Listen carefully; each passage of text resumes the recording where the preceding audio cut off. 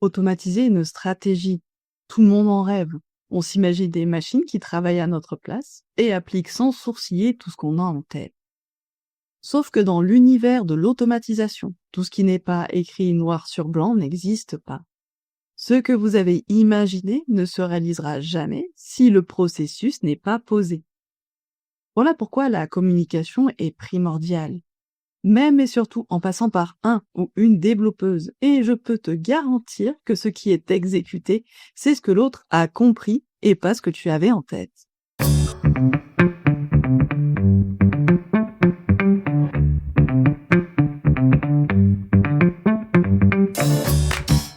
Dans le premier épisode, vous avez expérimenté vos émotions face à une transaction que vous pouviez vous permettre de perdre.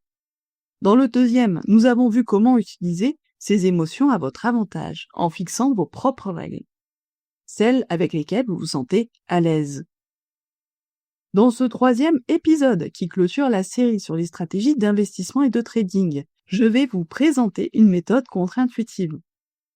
Poser un cadre dans un monde où tout semble possible. Non pas pour vous contraindre, mais au contraire pour assurer votre liberté et votre sécurité financière.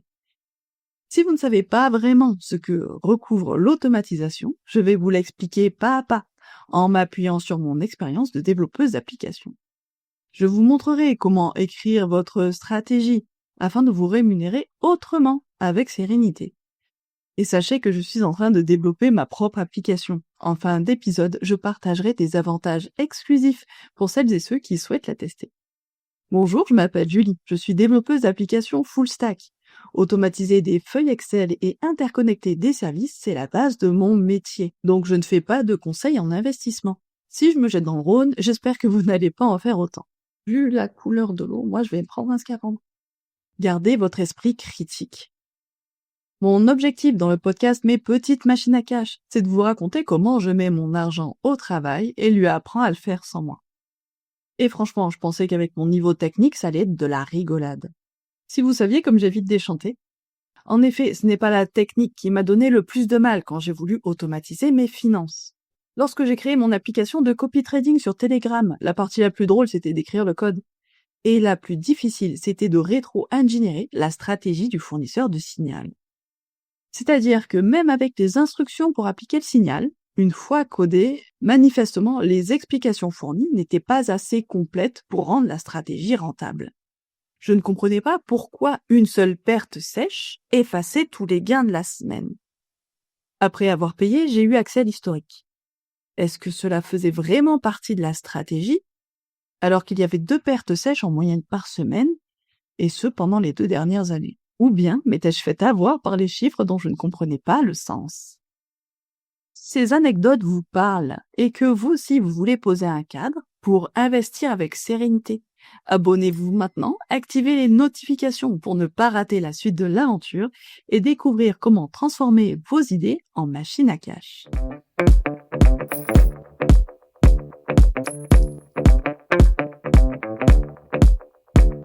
Dans cet épisode, je vais vous expliquer mes termes techniques, car souvent on ne met pas la même définition derrière un mot. Aussi, mettons-nous au diapason. Déjà, automatiser n'a de sens que si on fait une action plusieurs fois. Sinon, quel est l'intérêt d'automatiser si ce n'est que pour faire un calcul à exécuter à la main si ça prend que 5 minutes? N'oubliez pas votre objectif, c'est de vous rémunérer à votre performance et non à votre temps passé. C'est pour cela que je vous conseille aujourd'hui d'écrire le process de votre stratégie. Car oui, ils existent déjà. C'est ce que vous répétez parfois sans vous en rendre compte. C'est ce que vous pensez, choisissez, faites, contrôlez ou modifiez. Écrire sa stratégie, c'est quelque chose d'assez satisfaisant à faire. Surtout quand vous le faites machinalement. Vous posez enfin votre cerveau et avez une vue d'ensemble sur ce que vous faites. C'est un nouveau regard sur votre stratégie. Personnellement, pour écrire mes stratégies, j'utilise des cartes mentales. C'est une évidence puisque je vois les raccourcis qui s'offrent à moi et où sont mes opportunités. Pourtant, je sais que beaucoup de personnes sont linéaires. Avec une bonne vieille liste de cas avec un scénario A, B ou C, ça reste toujours aussi valable. Pour écrire un processus, il y a quelques règles simples. Il peut y avoir des conditions. Mais chaque condition doit avoir une réponse. Ignorez les événements imprévus et notez les effets des événements imprévus sur votre stratégie. N'inventez jamais une réponse dans l'urgence, ça ne fera que fausser vos résultats. Et si je vous demande explicitement d'ignorer ce que vous n'aviez pas prévu, ce n'est pas pour vous faire perdre des opportunités. C'est que votre système automatisé, lui, ne le fera pas. Mettez-vous en conditions réelles. Nous allons voir les 4 grandes étapes de création de votre processus. Il va y avoir la gestion de votre trésorerie, la semi-automatisation qui va vous permettre de gagner beaucoup de temps, l'automatisation qui demande plus de temps et du coup plus de résultats. Et enfin, comment piloter votre stratégie. Dans cet épisode, voici votre défi. Écrivez les 4 grands process de votre stratégie.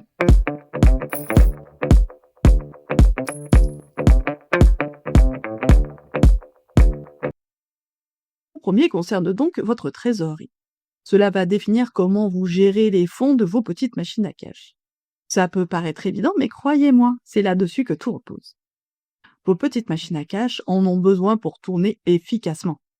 Vous allez devoir définir un certain nombre de paramètres pour que vos petites machines fonctionnent bien.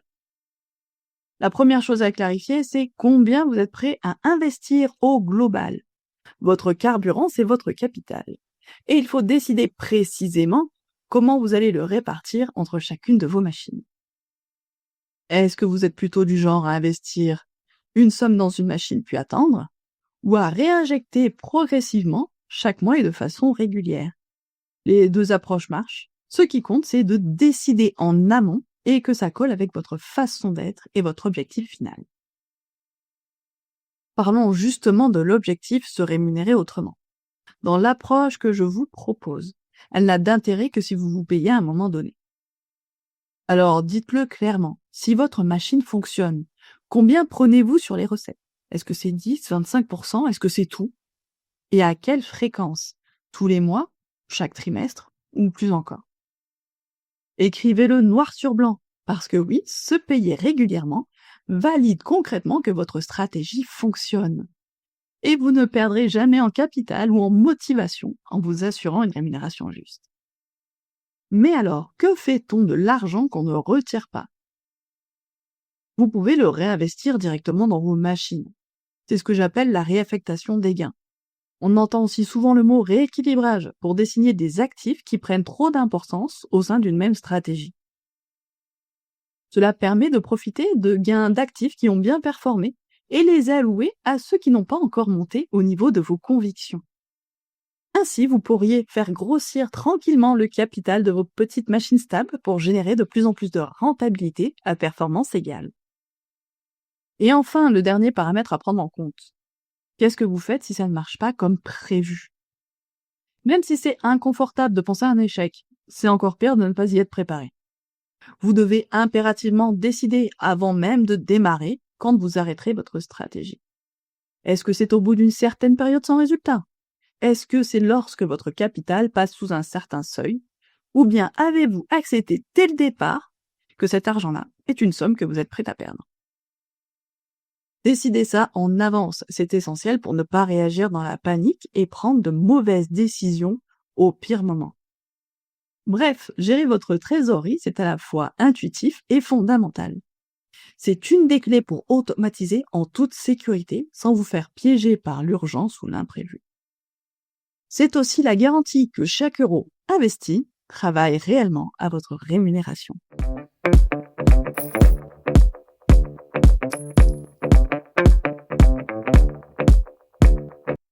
Et maintenant, vous êtes là pour savoir comment gagner du temps. C'est surtout pour cela que l'on cherche à automatiser nos stratégies.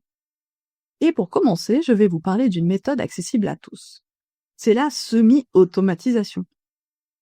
C'est quelque chose que je fais assez naturellement et sûrement vous aussi.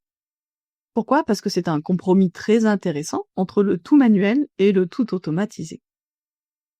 Concrètement, c'est quoi la semi-automatisation?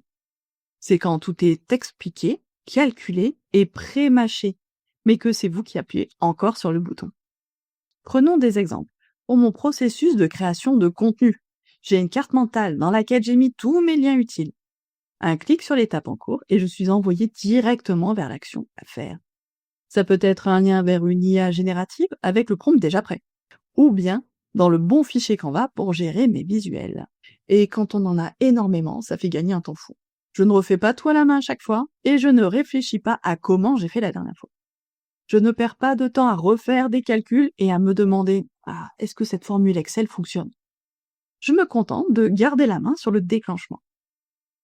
Et dans le domaine de l'investissement, j'utilise aussi des feuilles Excel. Pas des tableaux remplis au hasard. Non, non, non. Je parle de documents structurés, avec des formules. Les valeurs de mon portefeuille se mettent à jour toutes seules. Et derrière, je vois mes objectifs, mes seuils, comme quoi vendre, quelle quantité et à quel prix. Alors, ça ne fait pas les actions à ma place, c'est vrai, mais ça me donne exactement les informations dont j'ai besoin pour appliquer ma stratégie avec rigueur. Pourquoi je vous parle surtout de raccourcis et de documents récapitulatifs? Car j'ai aussi testé le copy trading semi-automatisé. C'est quand vous achetez un service de signaux. La société qui vous la vend n'a pas l'agrément de SAN pour gérer votre capital à votre place. Elle se contente de vous dire quoi acheter, là maintenant, là tout de suite. Et vous donner des informations comme le stop loss et les take profit. Donc sur Telegram ou TradingView, les signaux sont à copier à la main. Vous en avez peut-être déjà fait l'expérience. Sur le papier, ça semble génial. Vous recevez une info, vous copiez, vous gagnez. En réalité, vous êtes en train de bosser sur autre chose. Vous recevez un signal, et là, il faut tout arrêter, ouvrir la bonne plateforme, ajuster la taille du lot, vérifier les objectifs. Le temps que vous ayez tout paramétré et validé la transaction, l'opportunité est peut-être déjà passée, ou vous avez carrément manqué la notification. Je vous parle d'expérience. Certains sont très chronophages et vous demandent de manager vos positions de façon très serrée. Et ça ne correspond plus vraiment à la stratégie, selon votre courtier, et l'application de ses frais, ainsi que le décalage d'exécution. Car eux aussi, de leur côté, font des copier-coller, parfois erronés. N'allez pas croire que les signaux de trading sont faits par des professionnels. Demain, je pourrais tout à fait créer le mien et vous faire croire que vous faites une super affaire. Et en regardant vos résultats, vous penserez que vous n'êtes pas assez bon pour l'exécuter correctement. J'ai essayé pendant plusieurs mois. J'ai persévéré vraiment. Et devoir interrompre ma concentration 5 fois par jour pour exécuter des trades dans l'urgence, ça m'a rendu dingue. J'étais toujours entre deux mondes, à la fois dans mes projets et dans la peur de rater une prise de position.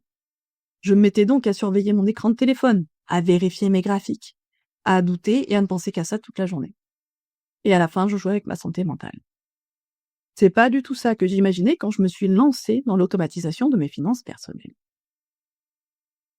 Alors j'ai arrêté, mais j'ai pas tout jeté. J'ai gardé la logique du semi-automatisé, mais en la réadaptant à un rythme de vie qui me convient. La clé, c'est d'avoir un cadre clair. Vous pouvez très bien utiliser des outils pour vous simplifier la vie, mais à condition de ne pas vous mettre dans un mode réactionnaire permanent.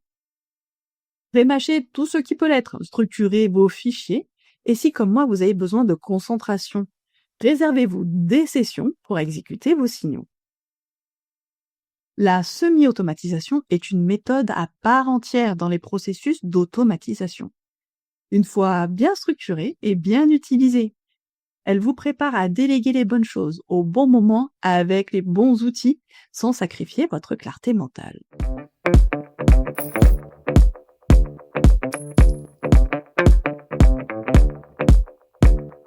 À ce stade, vous l'avez peut-être déjà compris, on ne peut pas automatiser ce qu'on ne connaît pas. Car dans un système automatisé, tout ce qui n'a pas été défini n'existe pas. Il n'y a pas d'improvisation, pas d'intuition, pas de « je verrai au moment venu ». La machine exécute, c'est tout. Et si vous oubliez de lui dire quoi faire dans un cas précis, eh bien, elle ne fera rien. Prenons un exemple concret.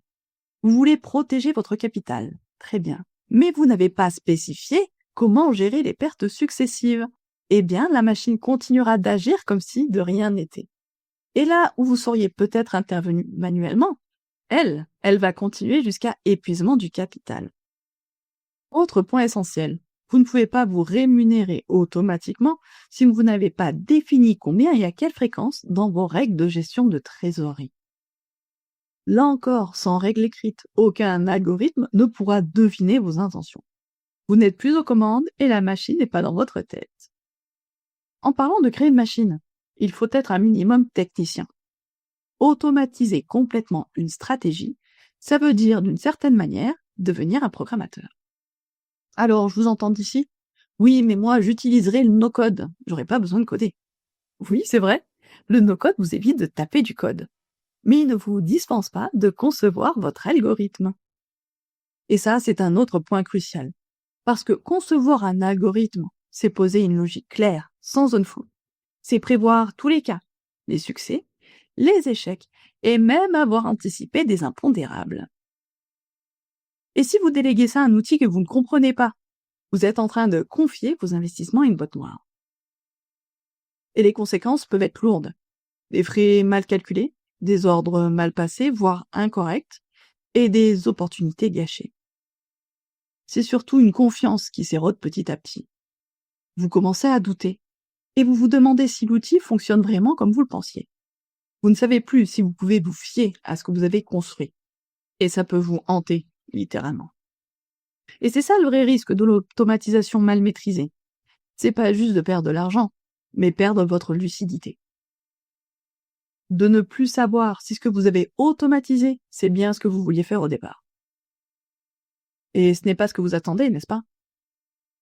J'imagine que ce que vous voulez, c'est gagner en sérénité, en liberté et être rémunéré à votre performance. Pas finir piégé dans un système qui vous dépasse et vous prend votre temps. Alors, si je peux vous laisser avec une seule idée ici, automatiser complètement c'est possible. Mais ça demande d'être clair, exigeant, rigoureux, et parfois d'apprendre à penser comme une machine. Juste assez pour qu'elle exécute parfaitement ce que vous, humain, avez conçu avec votre intuition.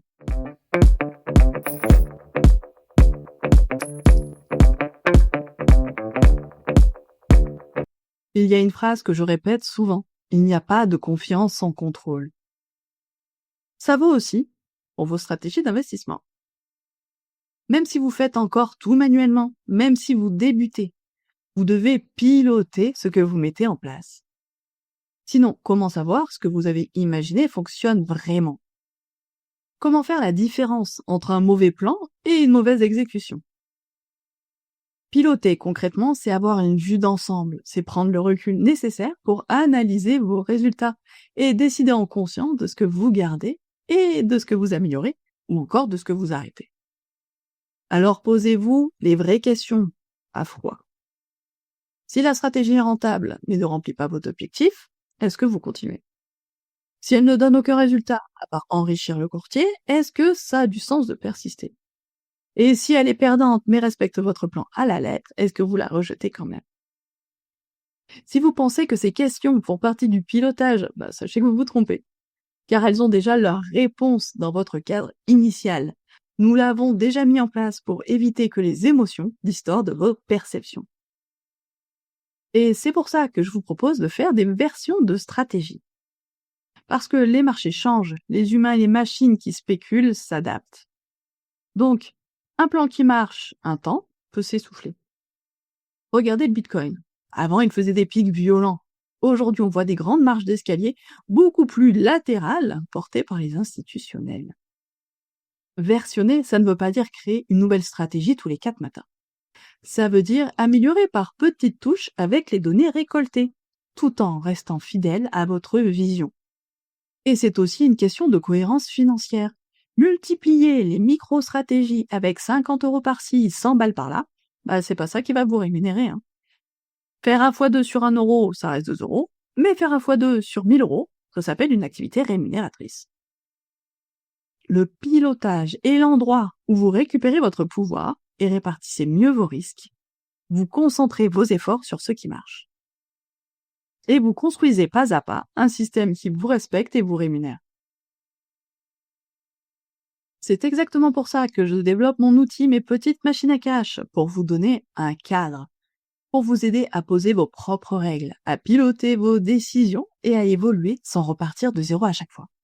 J'ai besoin de vous, je développe cette application pour vous, pour qu'elle vous aide à prendre les bonnes décisions, à poser votre cadre et à automatiser votre stratégie en fonction de votre manière d'investir et pas de celle d'un autre.